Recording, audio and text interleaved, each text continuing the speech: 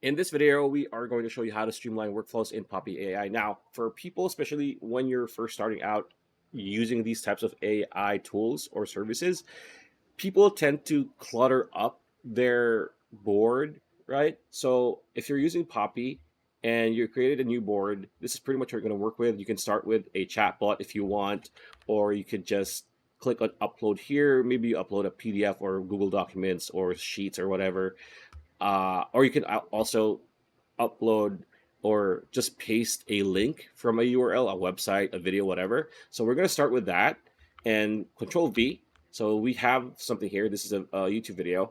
And if I want to connect this to, say, a chat bot, we can just do that, right? And as you can see here, if it's close enough, it's going to connect automatically. But if it's far, you need to click on this. You hover your mouse on this until you see it turn purple with a plus sign. So click and drag this all the way to this other circle. And as you can see, it's now connected. Now, with that said, you can now start using the AI chatbot to whatever reason you have in connecting these two. For example, I'm going to ask it to, can you list down the rankings from the video?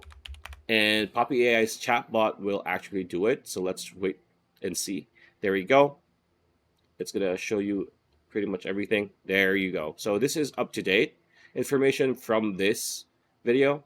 Now I can ask it to do more, but a lot of people like make it go this and then like just make it more scattered. But for your process to be streamlined, you just need to make it linear. So either, horizontal or maybe make it vertical. But with Poppy AI, it's ideal to make it horizontal like this, right? And if you're interested in trying out Poppy AI, you can get a $25 off when you click on the link in the description below. And yeah, pretty much it. That's the video. Hope you liked it. Like, comment, share, subscribe, ring that bell icon. We'll see you on the next video.